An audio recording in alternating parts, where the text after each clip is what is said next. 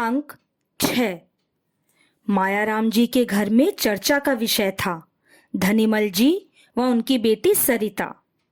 अमित की माँ के मुंह से तो हमेशा धनीमल जी की ही प्रशंसा सुनाई देती, परंतु अमित को इन सब बातों में कोई रुचि नहीं थी।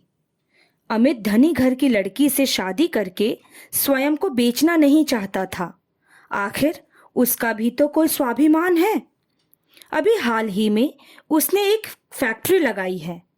ईश्वर की कृपा से पैसे की भी कमी नहीं।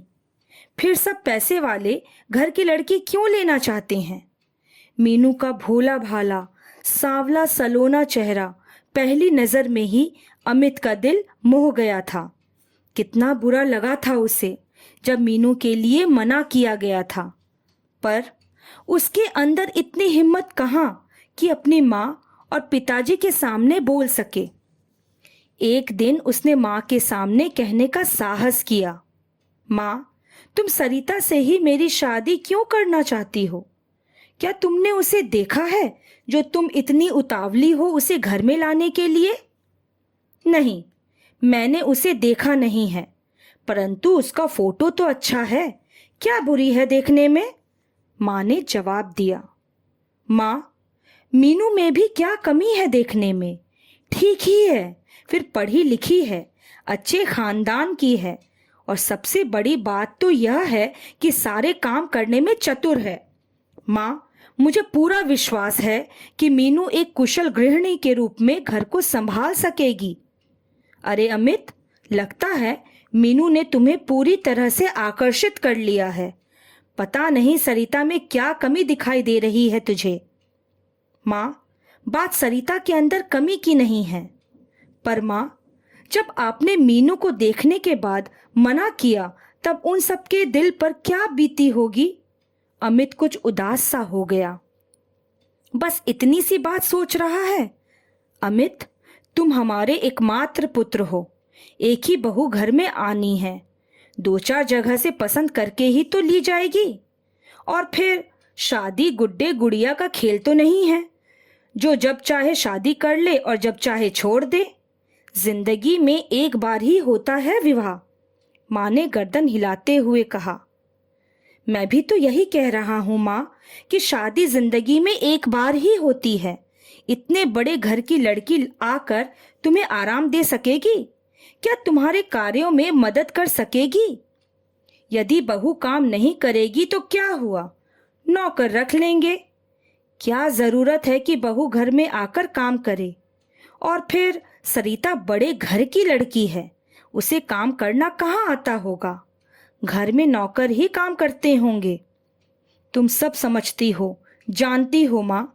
देखती नहीं मौसी की हालत? बड़ी मौसी ने अपने इकलौते बेटे के लिए बहुत बड़े खानदान की सुंदर सी लड़की ली। देख लिया उस सुंदर सलोनी बहू ने क्या हालत बना रखी है मौसी जी की? अमित ने माँ को समझाते हुए कहा। हाँ, वो तो है, माँ ने कुछ सोचते हुए उत्तर दिया। मौसी जी ही घर का सारा काम करती रहती हैं। यदि किसी काम के लिए अपनी लाडली बहू से कहती भी हैं तो वह यही उत्तर देती है, माँ जी, मुझे नहीं आता यह काम, मैंने तो अपने घर में कभी किया ही नहीं है। हमारे घर में तो कई कई नौकर रहते हैं, इसलिए हमें काम करने की आदत नहीं है। घर के काम से कोई मतलब नहीं रहता उनकी प्यारी बहू को। वैसे हाँ, क्लब जाने में उसे कोई परेशानी नहीं होती। अब तो वह एक बच्चे की माँ भी बन गई है, पर उसे तो अपना क्लब ही प्यारा है। बच्चे को भी मौसी के ऊपर छोड़कर चली जाती है। माँ, एक दिन मैं मौसी जी के घर गया था। मौसी जी को तो तेज बुखार था, परंतु उस बुखार में ही वे घर का सारा काम कर रही थीं और साथ ही उस छोटे बच्चे को भी संभाल रखा था। मुझे तो बहुत अधिक दया आ रही थी मौसी जी पर। अमित ने अपने विचार माँ के सामने प्रकट किए। अमित की बातें सुनकर माँ को यह आभास सा होने लगा कि न जाने बड़े घर की लड़की उनके घर में आकर एक अच्छी बहू के रूप में रह सकेगी कि नहीं। अभी उन दोनों की बातों का सिलसिला चल ही रहा था कि इतने में बाहर एक कार आकर रुकी।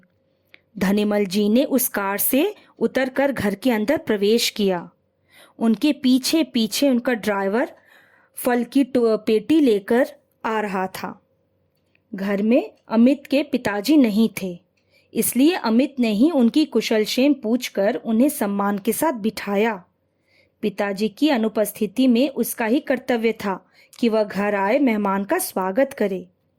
धनीमल जी के साथ आई फल की पेटी अमित को एक आंख भी नहीं भा रही थी।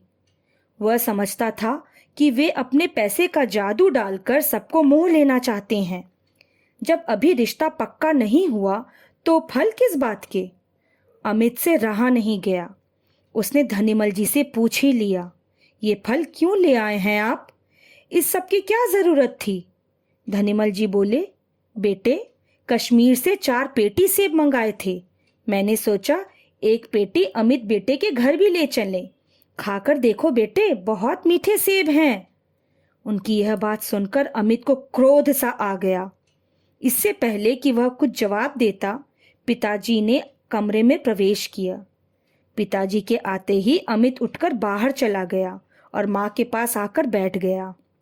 माँ ने उसका उदास चेहरा देखकर पूछा, बेटे क्या बात है, इतने उदास क्यों हो गए हो? माँ, अभी कोई बात नहीं हुई है, रिश्ता तय नहीं हुआ है और धनीमल जी फल की पेटी लेकर आ गए हैं। कहते हैं कश्मीर के मीठे सेब हैं, जैसे कभी हमने मीठे सेब खाए ही नहीं हैं। अमित गुस्से में बोलता रहा। माँ ने उसे समझाते हुए कहा, इसमें इतना गुस्सा होने की क्या बात है? जब संबंध जुड़ जाता है तब खाली हाथ नहीं जाते हैं। ऐसा ही उन्होंने किया है, इतना गुस्सा करने से क्या फायदा है? अच्छा माँ, तो तुम भी उनके ही पक्ष में बोल रही हो? ठीक है, तो तुम सबने सरिता को इस घर में लाने की ही ठान रखी है। गुस्से में बड़बड़ाता हुआ अमित सामने रखा समाचार पत्र देखने लगा। धनीमल जी उस दिन सरिता को दिखाने के लिए तिथि निश्चित करने आए थे।